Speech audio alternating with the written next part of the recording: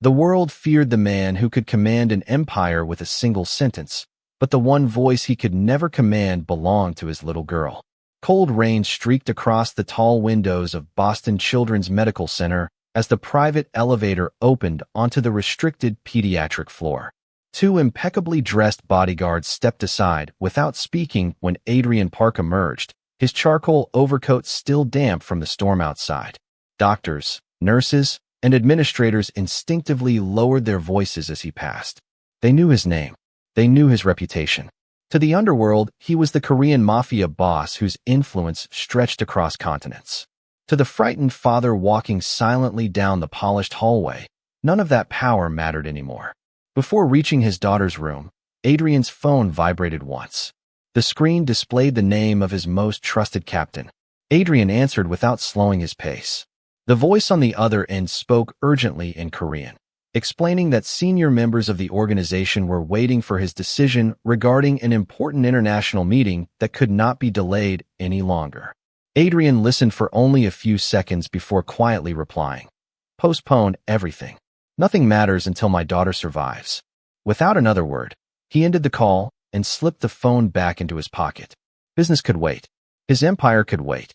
Even the men who had spent years following his orders without question could wait. Sophie could not.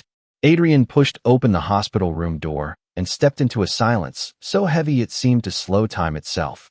Sophie's small body rested beneath crisp white blankets, surrounded by softly glowing medical equipment whose steady rhythms echoed through the room. Every specialist from Seoul to Los Angeles had studied her rare illness. Every treatment had offered another fragile thread of hope before quietly unraveling. Adrian stood beside her bed, gently holding her tiny hand, unable to remember the last time she had smiled without pain. Around him, physicians exchanged concerned glances while nurses adjusted monitors with practiced care. Near the doorway stood a young black woman in a simple housekeeping uniform, her hands folded nervously in front of her. Brielle Carter had worked at the Park Mansion for only 3 weeks. She was not family. She was not part of the medical staff. She was only there because Sophie had refused to begin another hospital day unless Brielle came too. Brielle kept her eyes lowered, believing she did not belong among specialists, executives, and armed security personnel. She expected Adrian to ask her to leave at any moment. Instead, Sophie slowly opened her tired eyes. Her gaze drifted past the doctors, past the nurses, and even past her father until it rested completely on Brielle. The little girl's pale face softened into the faintest smile anyone had seen in months. She slowly lifted one trembling hand toward the woman standing quietly across the room. Then, with barely enough strength to whisper, Sophie spoke a single word that silenced every heartbeat around her. "Mommy." The heart monitor continued its steady rhythm, but no one moved. One nurse covered her mouth. Another quietly looked away. Even the lead physician seemed unable to breathe. Brielle's eyes instantly filled with tears as she instinctively stepped backward. "I am sorry, sir," she whispered, convinced she had somehow crossed a boundary she had never intended to approach. Adrian did not answer.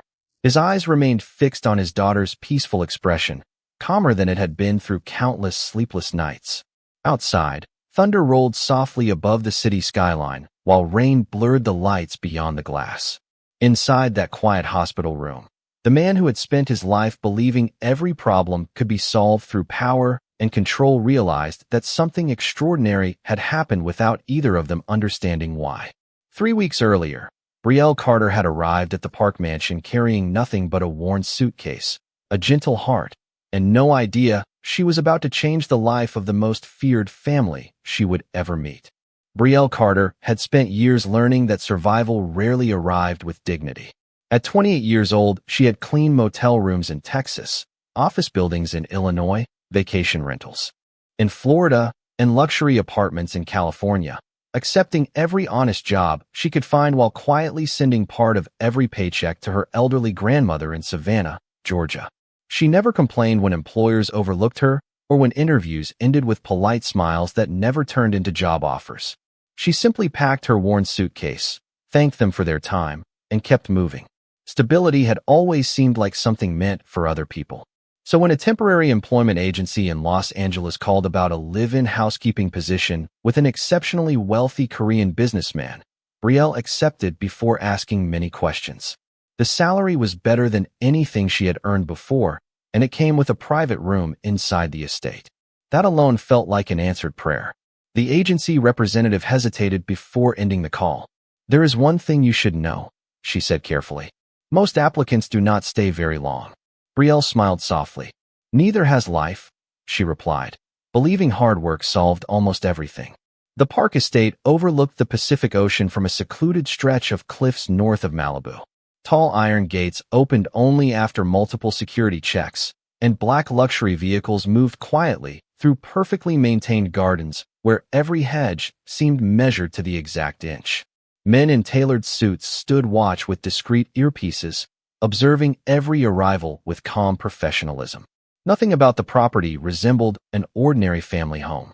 It looked more like a private fortress built behind beauty instead of concrete walls.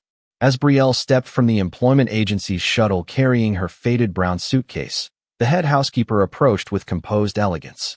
Mrs. Hahn appeared to be in her late 50s, dressed in a perfectly pressed navy uniform that reflected years of discipline. She welcomed Brielle politely before leading her through endless marble hallways filled with priceless artwork, crystal chandeliers, and enormous windows overlooking the ocean. Yet despite the breathtaking surroundings, something felt strangely empty. The mansion was almost silent. Employees moved carefully, speaking only in hushed voices. No music played. No laughter echoed through the hallways. Even the gardeners outside worked without conversation. It felt less like a home and more like a place where everyone carried invisible grief. After showing Brielle her modest room near the staff quarters, Mrs. Hahn handed her a neatly printed employee handbook before adding several rules that were clearly more important than anything written inside. Never enter the East Wing unless instructed. Never ask Mr. Park personal questions. Never discuss anything you see with anyone outside this house. She paused before looking directly into Brielle's eyes. "And under no circumstances are you to disturb Miss Sophie." Brielle nodded respectfully. "Yes, ma'am." Mrs. Hahn remained silent for another moment before quietly adding, "You should also know that no housekeeper assigned to the East Wing has remained here longer than 2 weeks." Brielle frowned slightly. "Why?" Mrs. Hahn glanced toward the grand staircase before lowering her voice. "Because the child never lets anyone stay." Before Brielle could ask another question, another housekeeper hurried past carrying fresh linens. She offered Brielle a sympathetic smile and whispered almost too quietly to hear, "Do not become attached. It only ends in heartbreak." The words lingered in Brielle's mind long after orientation ended. Late that afternoon, she caught her first glimpse of Adrian Park crossing the grand foyer. He walked with calm confidence, surrounded by 2 trusted security officers who immediately stopped several executives waiting nearby. One man respectfully addressed him as boss before presenting a folder filled with documents. Adrian accepted it without slowing his pace, issued several quiet instructions in Korean, and continued upstairs. Everyone stepped aside until he disappeared from view. Brielle noticed only one unexpected detail. Tucked carefully beneath the folder was a child's drawing of 3 smiling people holding hands beneath a bright yellow sun. For the briefest moment, the feared man the entire household treated with absolute respect looked less like the head of a powerful organization and more like a father desperately holding onto a memory he refused to lose. That evening, while folding freshly pressed towels outside the second-floor hallway, Brielle suddenly heard the faint sound of a little girl crying somewhere behind a closed white door, and every warning she had received that day began colliding with the compassion she had spent her entire life trying not to lose. Brielle stood motionless outside the white bedroom door, a stack of freshly folded towels pressed gently against her chest as the quiet sound of a little girl crying drifted through the hallway once again. Every instruction Mrs. Hahn had given her echoed inside her mind. Never enter the East Wing. Never disturb Miss Sophie. Never cross the boundaries of this house. She closed her eyes, hoping the crying would stop on its own, but instead it became softer, more fragile, almost as if the child had exhausted herself from crying alone. The sound awakened memories Brielle had spent years trying to leave behind. She remembered sitting beside her younger sister's bed through endless nights during severe asthma attacks, humming old church hymns while waiting for each frightened breath to become steady again. She remembered her grandmother telling her that kindness often asked people to risk something before it revealed its purpose. Taking a slow breath, Brielle gently placed the towels on a nearby chair and rested one trembling hand on the polished brass doorknob. "Just make sure she is all right," she whispered to herself. "Then leave." The door opened only a few inches. Warm afternoon sunlight filtered through sheer white curtains, casting soft golden patterns across hardwood floors that looked untouched by time. The room was beautiful, filled with shelves of carefully arranged books, stuffed animals, watercolor paintings, and delicate porcelain music boxes. Yet despite everything money could provide, loneliness seemed to linger in every corner. Medical equipment stood quietly beside a small bed decorated with pale blue blankets embroidered with tiny stars. Curled beneath those blankets sat a little girl no older than 7, hugging a faded white rabbit close to her chest while silent tears rolled down her cheeks. Sophie Park looked toward the doorway with cautious brown eyes that carried far more sadness than any child should ever know. Brielle immediately realized she had made a mistake. "I am sorry," she said softly. "I did not mean to disturb you." She carefully stepped backward, reaching for the door, but before she could close it, Sophie's small voice stopped her. "Please, do not leave." The words were almost too quiet to hear, yet they carried enough loneliness to hold Brielle exactly where she stood. Instead of walking closer immediately, Brielle slowly entered the room and sat in a chair several feet away, making sure Sophie never felt cornered. "My name is Brielle," she said with a gentle smile. "Today is my first day here." Sophie studied her carefully without speaking for several long seconds. Finally she asked, "Will you disappear too?" Brielle frowned slightly. "Why would I disappear?" Sophie lowered her eyes toward the rabbit in her arms. "Everybody always does. Nurses, nannies, helpers. They stay for a little while. Then daddy says they have to go, or they leave because they are scared of this house." Brielle's heart tightened. She understood then that the silence filling the mansion did not begin with expensive walls or strict rules. It began inside the heart of one lonely little girl who had learned not to trust anyone for very long. Instead of searching for clever words, Brielle simply smiled. "I cannot promise tomorrow," she said honestly, "but I can promise I am here right now." Sophie looked at her with quiet curiosity. The room became peaceful except for the distant sound of ocean waves crashing against the cliffs below the estate. Brielle glanced toward a small music box resting on the bookshelf, but chose not to touch it. Instead, she softly began humming an old lullaby her grandmother had sung every Sunday evening after church. It was a simple melody filled with warmth rather than perfection. Little by little, Sophie's shoulders relaxed. Her breathing became calmer. She slowly leaned back against her pillows while listening with complete attention, as though the familiar kindness inside the song reached a place medicine never had. After several minutes, the frightened expression disappeared from her face. She hugged her rabbit a little less tightly, and, for the first time in weeks, a genuine smile quietly appeared. Brielle smiled back, never noticing that someone had silently entered the hallway outside. Adrian Park had returned home earlier than expected after cutting short a meeting with senior members of his organization. On his way toward his private office, he heard something impossible drifting through the second floor. His daughter's laughter. He stopped immediately beside the half-open door, dismissing his security detail with a subtle wave of his hand. Hidden from view, the man feared by countless rivals stood perfectly still, watching a housekeeper he had hired only hours earlier accomplish something that the world's finest specialists, therapists, and caregivers had failed to do for months. And for reasons he could not explain, he found himself unable to open the door or walk away. Adrian Park remained outside the half-open bedroom door long after Sophie's laughter faded into quiet conversation. His security team waited several yards behind him without speaking, careful not to interrupt the rare moment unfolding before their eyes. For months they had watched the little girl refuse visitors, reject caregivers, and hide beneath blankets while the mansion grew quieter with each passing week. Now, on the very first day of a new housekeeper's employment, Sophie was smiling. Adrian finally pushed the door open with calm, deliberate movements. Brielle immediately stood from her chair, her face losing its warmth as she realized she had broken the one rule everyone had warned her never to break. She lowered her eyes respectfully. "I am sorry, sir," she said quietly. "I heard Miss Sophie crying." I only wanted to make sure she was all right. I should not have entered without permission. Adrian did not answer immediately. Years of leading one of Korea's most disciplined criminal organizations had taught him never to make important decisions while emotions were still settling. Instead, he looked toward his daughter. Sophie remained comfortably against her pillows, still holding the faded white rabbit. But the sadness that usually clouded her face had softened into peaceful exhaustion. On the bedside table, a small bowl of soup that had been untouched only an hour earlier now sat nearly half empty. Adrian noticed every detail. Before Brielle had entered the room, Sophie had refused both lunch and medicine. Now she had eaten without anyone forcing her. How long has she been awake? Adrian asked without taking his eyes off Sophie. About 30 minutes, sir, Brielle answered honestly. We talked for a little while. Then I sang the song my grandmother used to sing to us when we were children. Adrian slowly nodded. Nothing more. No praise. No criticism. His silence made Brielle even more nervous.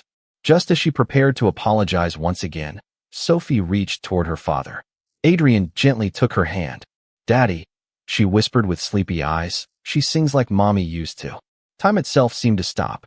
Even the nurses checking medical equipment quietly looked away, sensing they had stepped into a memory too sacred to disturb. Adrian had spent years carefully protecting every photograph, every recording, and every belonging that reminded Sophie of her mother. Yet hearing his daughter compare Brielle to the woman they had both loved did not awaken anger. Instead, it uncovered a grief he had buried beneath responsibility, discipline, and endless work. After several long seconds, he looked back at Brielle. Return to your duties, he said calmly. We will speak tomorrow. Brielle bowed politely before leaving the room, convinced she had just lost the best job she had ever found.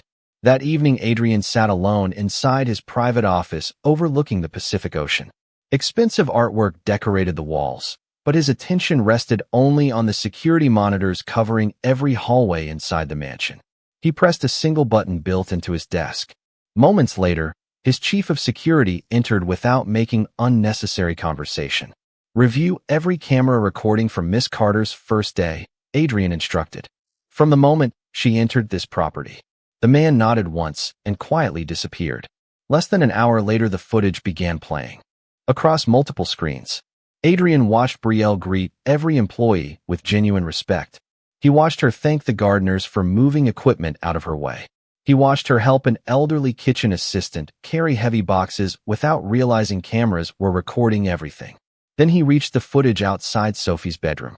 Every time Brielle walked past the closed door while completing her assignments, she slowed for only a few seconds, listening carefully before continuing down the hallway. She never tried to enter again. She never looked around to see whether anyone was watching. She simply paused, smiled softly whenever she heard silence inside the room, and continued working. There was no performance, no hidden agenda, only quiet compassion. Adrian leaned back in his chair, studying the screens with growing uncertainty. In his world, kindness almost always came attached to a price. Loyalty was negotiated. Trust was earned slowly. Yet nothing about Brielle Carter fit the rules he had relied upon his entire life. As he prepared to shut down the monitors, one final camera angle appeared on the screen. It showed Sophie standing just inside her bedroom doorway after Brielle had walked away. Hugging her little rabbit tightly against her chest, the lonely 7-year-old smiled toward the empty hallway and whispered for words that Adrian never expected to hear again. She feels like Mommy. The following morning, the Park Mansion awakened beneath clear blue skies, but inside Adrian's private study the atmosphere remained as disciplined as ever. Around the polished conference table sat Mrs. Hahn, the family's longtime physician, and 2 of Adrian's most trusted advisors. None of them questioned Brielle's kindness. They questioned what it was doing to Sophie. The physician carefully placed several medical reports on the table before speaking. Miss Sophie's emotional condition has improved dramatically, he admitted. However, she is becoming deeply attached to Miss Carter. If Miss Carter leaves unexpectedly, the emotional setback could be devastating. Mrs. Hahn lowered her eyes. With respect, sir, every caregiver eventually leaves. We have seen this before. The closer Sophie becomes to someone, the greater the heartbreak afterward. One of Adrian's advisors quietly added, your enemies study everything connected to your family. A housekeeper becoming emotionally important creates unnecessary risk. Replacing her now would be easier than allowing this attachment to grow. Adrian remained silent. He understood every argument. His entire life had been built upon anticipating risks before they became disasters. Emotions often created vulnerabilities, and vulnerabilities were dangerous. After several long moments, he spoke in the calm voice that had guided countless difficult decisions. Prepare a generous severance package for Miss Carter. She will leave at the end of the week. No one questioned the order. Mrs. Hahn simply nodded with quiet sadness before leaving the study. Less than an hour later, Brielle was arranging fresh flowers in the sunroom when Mrs. Hahn approached carrying a sealed envelope. Her expression revealed everything before a single word was spoken. "Miss Carter," she said gently, "Mr. Park appreciates everything you have done. Unfortunately, he believes this is the best decision for everyone." Brielle accepted the envelope with both hands. She did not argue. She did not ask for another chance. She simply smiled politely, even though disappointment quietly settled across her face. "Thank you for giving me this opportunity," she answered. "Please tell Mr. Park I understand." Before Mrs. Hahn could respond, hurried footsteps echoed through the hallway. A young nurse rushed into the room, breathing heavily. "Miss Sophie refuses her medicine again," she said anxiously. "She keeps asking for Miss Carter." Brielle instinctively looked toward Mrs. Hahn, waiting for permission. Mrs. Hahn hesitated only a second before nodding. Together, they hurried upstairs. Inside the bedroom, Sophie sat curled beneath her blanket, tears rolling silently down her cheeks while untouched medicine rested on the bedside table. Two nurses had tried to comfort her without success. Adrian stood quietly near the window, his expression unreadable. The moment Sophie saw Brielle enter, she reached both arms toward her without hesitation. Brielle walked slowly to the bedside and knelt beside the little girl. "I am here," she whispered softly. "Everything is all right." Sophie immediately wrapped her arms around Brielle's neck, holding on with surprising strength. "They said you were leaving," she cried. "Please do not go." Brielle gently stroked her hair, searching for words that would not make promises she might not be allowed to keep. Before she could answer, Sophie turned toward her father. Her tear-filled eyes met Adrian's, carrying more fear than anger. "Daddy," she whispered, "everybody always leaves me. Please, do not let Mommy leave too." The room fell completely silent. Even the medical staff looked away, overcome by the sincerity of the little girl's plea. Adrian watched his daughter cling to Brielle with absolute trust, and for the first time he understood that this decision was no longer about hiring or dismissing an employee. It was about protecting the fragile hope that had finally returned to his daughter's heart. He slowly crossed the room until he stood beside them.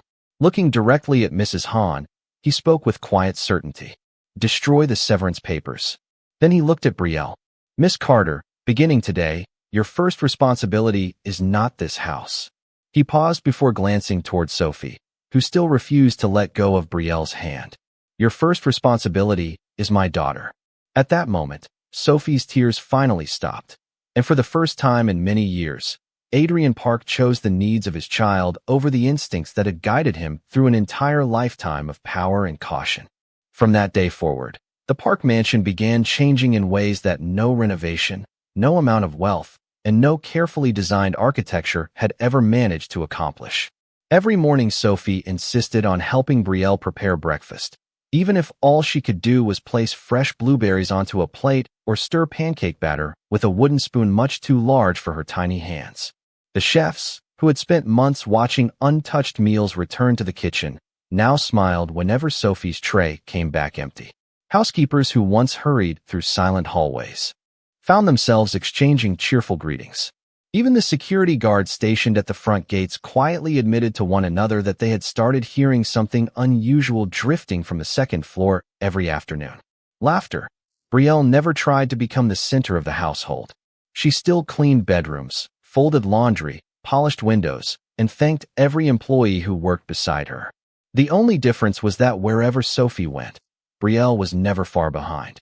She read stories beneath the old oak tree overlooking the Pacific Ocean, helped Sophie paint colorful butterflies across blank sketchbooks, and patiently listened as the little girl shared memories of the mother she barely remembered.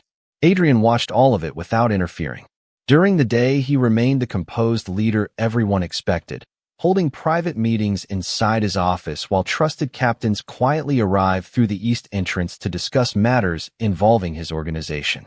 Instructions were delivered in calm voices. Decisions were made within minutes.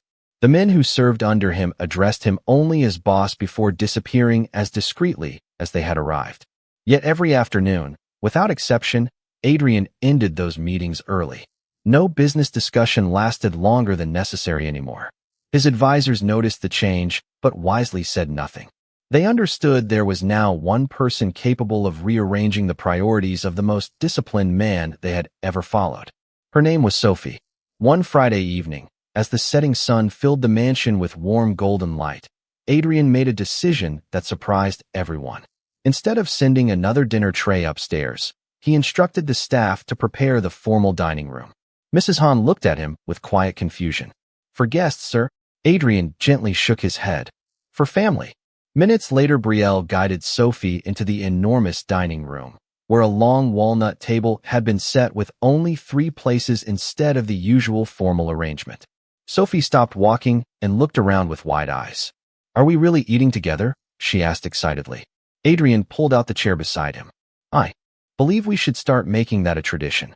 Brielle hesitated, uncomfortable sitting beside the owner of the house rather than serving from a distance. "Sir, perhaps I should eat with the staff after I finish helping Miss Sophie." Adrian looked directly at her. "Miss Carter, that was not a request." There was no harshness in his voice, only quiet certainty. For the first time since she arrived, Brielle sat beside Adrian and Sophie instead of standing behind them. The conversation began cautiously but slowly grew easier. Sophie eagerly asked Brielle about Georgia, wanting to know whether fireflies truly covered entire fields during summer nights and whether peach trees really smelled as sweet as storybooks described. Brielle laughed softly as she shared memories of church picnics, front porch conversations, and homemade cobblers baked by her grandmother every Sunday afternoon. Adrian listened more than he spoke, occasionally asking gentle questions that revealed a curiosity hidden beneath years of emotional distance. For a brief moment, the mansion no longer resembled the headquarters of a powerful empire. It simply felt like a home where a father and his daughter shared dinner with someone who had quietly become part of both their lives. Then, just as dessert was placed on the table, Adrian's private phone vibrated. He glanced at the screen before answering. His expression remained calm, but the warmth in his eyes slowly disappeared as he listened. After only a few quiet words, he ended the call and looked towards Sophie. She was laughing at something Brielle had whispered, completely unaware of the conversation. Adrian slowly folded the phone and slipped it back into his pocket. The family physician had just received Sophie's latest test results. They needed to meet first thing the following morning. The room remained filled with laughter, but somewhere beyond those walls, hope had already begun facing its greatest test yet. The following morning, heavy gray clouds gathered above the Pacific as Adrian, Brielle, and Sophie arrived at the private medical center overlooking the ocean. The cheerful conversations from the previous evening had quietly disappeared, replaced by anxious silence that no one wanted to acknowledge. Sophie held Brielle's hand while absent-mindedly hugging her faded white rabbit with the other. Adrian walked beside them, calm on the outside, though every step carried the weight of a father preparing himself to hear words he had prayed would never come. Inside the consultation room, Sophie's physician carefully reviewed the latest test results before placing the folder on the desk. "I wish I had better news," he said gently. "Sophie's condition has progressed faster than we expected. There is still hope, but it depends on a specialized treatment available only through a pediatric research program in Boston." The room became completely still. The doctor continued explaining that the treatment combined advanced medicine with months of careful rehabilitation and emotional support. Success could not be guaranteed, but without it, Sophie's chances would continue to decline. Adrian did not hesitate for even a second. "Arrange everything," he answered calmly. "The aircraft leaves today, if necessary." The physician nodded before adding one final observation. "There is something else you should understand. Medicine alone will not determine the outcome. Sophie's emotional stability is just as important. She trusts Miss Carter more deeply than anyone outside her family. Separating them during treatment could undo much of the progress she has made." Adrienne slowly turned toward Brielle. She lowered her eyes, uncertain whether she should even be standing inside the room while decisions of such importance were being made. "If Sophie needs me," she said quietly, "I will go wherever she goes." Within 48 hours, the Park family relocated temporarily to Boston. Adrienne rented an entire floor of a private residence only minutes from the hospital, while trusted members of his organization quietly managed his affairs back in California. His senior captains continued sending daily reports, but for the first time in many years, Adrienne delegated nearly every important decision. Whenever one of his advisors apologized for disturbing him with business matters, Adrienne repeated the same answer: "Handle it. Without me, my daughter comes first." The weeks that followed were filled with hospital visits, therapy sessions, and long afternoons waiting for encouraging news. Some days Sophie smiled and eagerly asked Brielle to read another chapter from her favorite storybook. Other days, she became exhausted after walking only a few steps down the rehabilitation hallway. Through every difficult moment, Brielle remained beside her, celebrating every small victory as though it were the greatest accomplishment in the world. Late one evening, after Sophie had finally fallen asleep, Brielle stepped into the quiet hospital chapel carrying only her phone and a folded photograph of her grandmother. The small room glowed softly beneath stained glass windows while rain tapped gently against the roof. Moments later, her phone rang. It was her grandmother calling from Savannah. The older woman's voice sounded calm, but Brielle immediately sensed something was wrong. Severe storms had badly damaged the family home. Insurance would cover only a small portion of the repairs, and without immediate payment, the house her grandparents had lived in for more than 40 years would likely be sold. Brielle closed her eyes as she listened. Every dollar she had spent years saving was enough to protect that little home in Georgia.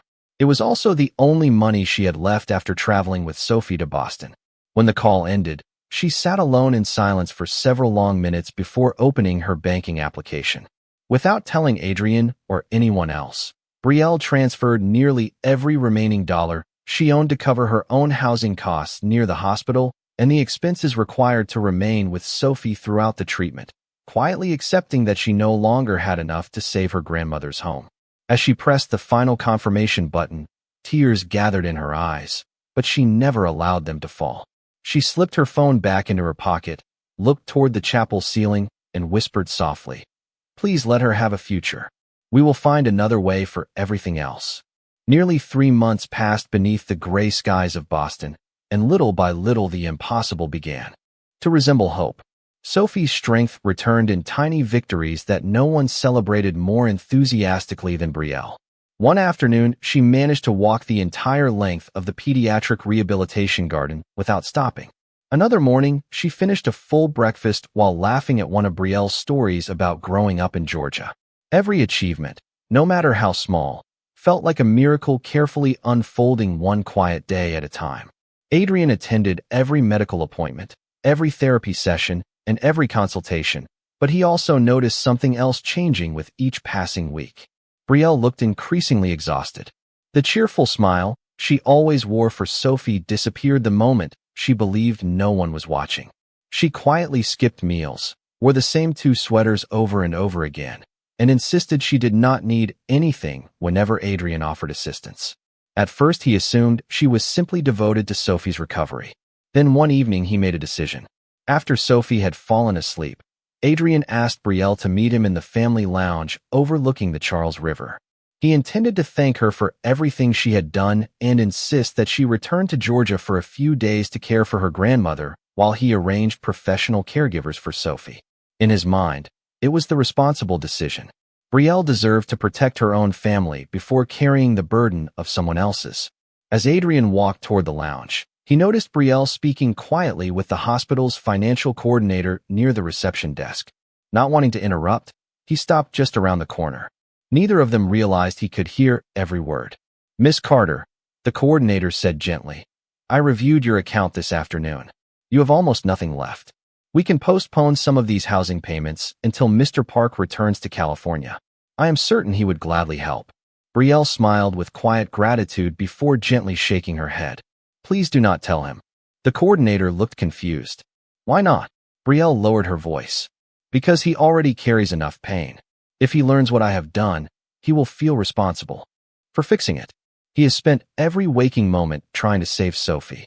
He does not need another burden. The coordinator hesitated before speaking again. Your grandmother could lose her home. Brielle's eyes glistened, but her answer never changed. I know. Then why would you spend your last savings staying here?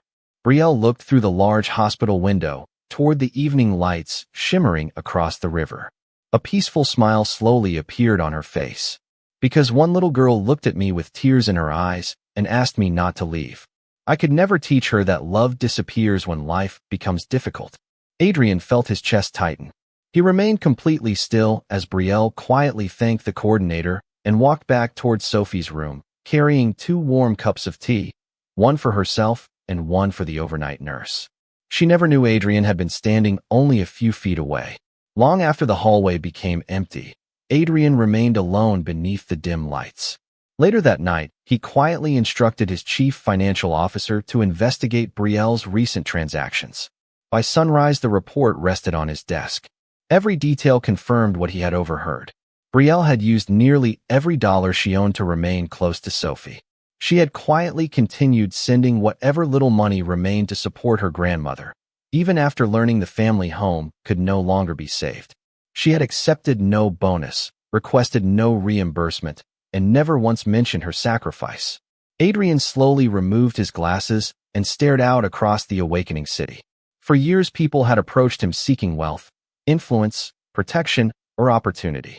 He had almost forgotten that genuine kindness still existed without asking for anything in return. A single tear rolled quietly down his face before another followed. It was not the fear of losing his daughter that broke him in that moment. It was the realization that a woman who possessed almost nothing had given away everything she had simply because his little girl had asked her to stay. By the time spring arrived in Boston, the cold winds that had once filled every hospital corridor with uncertainty had quietly given way to something no doctor had dared promise only months earlier. Sophie no longer counted her victories in hours without pain. She counted them in ordinary moments that suddenly felt extraordinary. She walked through the hospital garden without assistance, laughed while chasing falling cherry blossoms across the pathways, and asked Brielle to read stories beneath the blooming trees instead of beside medical equipment. The physicians remained cautiously optimistic, reminding everyone that recovery would continue for many months. But the fear that had once dominated every conversation had finally begun to loosen its grip. When the Park family returned to California, the mansion overlooking the Pacific Ocean no longer felt like the silent fortress Brielle had entered 3 months before. Staff members lined the entrance to welcome Sophie home, smiling as the little girl proudly walked through the front doors on her own. Mrs. Hahn embraced Brielle with genuine affection before quietly whispering, "I was wrong about you." Brielle smiled warmly and simply replied, "You were only trying to protect her." A few evenings later, Adrien invited every employee, from the chefs and gardeners to the security team and household staff, to gather inside the grand ballroom. It was the first time many of them had ever attended the same dinner together. There were no business associates, no executives, and no members of Adrien's organization. For one evening, the mansion belonged only to the people who had quietly carried the family through its darkest season. After dinner, Adrien slowly stood, holding nothing in his hands except a small silver key attached to a simple leather keychain. The room fell completely silent. "For many years," he began, "I believed the strongest walls could protect the people I loved. I built an empire believing power could solve every problem placed before me. I was wrong." His voice remained calm, but every word carried quiet sincerity. My daughter was not saved by influence. She was not saved by wealth. She was saved because one woman chose compassion every single day without expecting anything in return. Adrien walked toward Brielle, who immediately lowered her eyes, uncomfortable standing before so many people. He placed the silver key gently into her hand. "This is not a reward," he said softly. "It is a home. As long as you wish, this house will always have a place for you." Brielle looked at the key, unable to find words. Before she could answer, another car quietly entered the circular driveway outside. Adrien nodded toward the entrance. Moments later, an elderly woman slowly stepped inside, looking around in complete disbelief. Brielle froze. "Grandma," she whispered before hurrying across the room to embrace her. Tears streamed down both their faces as her grandmother smiled through quiet emotion. Adrian waited until they looked back toward him. "The repairs to your home in Georgia were completed last week," he explained. "Your mortgage has been paid in full. The title remains entirely in your family's name. You gave everything you had to protect my daughter. Allow me the privilege of protecting your family." Brielle tried to protest, but Adrian gently shook his head. "This is not charity. It is gratitude." At that moment, Sophie ran across the room and wrapped both arms around Brielle's waist. Looking up with the same innocent smile that had first melted Adrian's guarded heart, she asked softly, "Can I still call you Mommy?" Brielle knelt until they were face to face and gently brushed a curl away from Sophie's forehead. "You may call me whatever makes your heart feel safe," she whispered. Sophie hugged her tightly before reaching for Adrian's hand. Without hesitation, Adrian placed one hand on his daughter and the other on Brielle's shoulder. Looking around the room, he spoke one final sentence that no one present would ever forget. "The strongest family is not the one connected by blood. It is the one that refuses to leave." In that quiet moment, the mansion that had once been known as the home of a feared mafia boss became something far more meaningful. It became a place where love had quietly defeated loneliness, where kindness had rewritten destiny, and where an ordinary woman had reminded everyone that dignity and compassion are the greatest forms of strength. If this story touched your heart, please like this video, subscribe to the channel, and share it with someone who still believes that one act of kindness can change a life forever.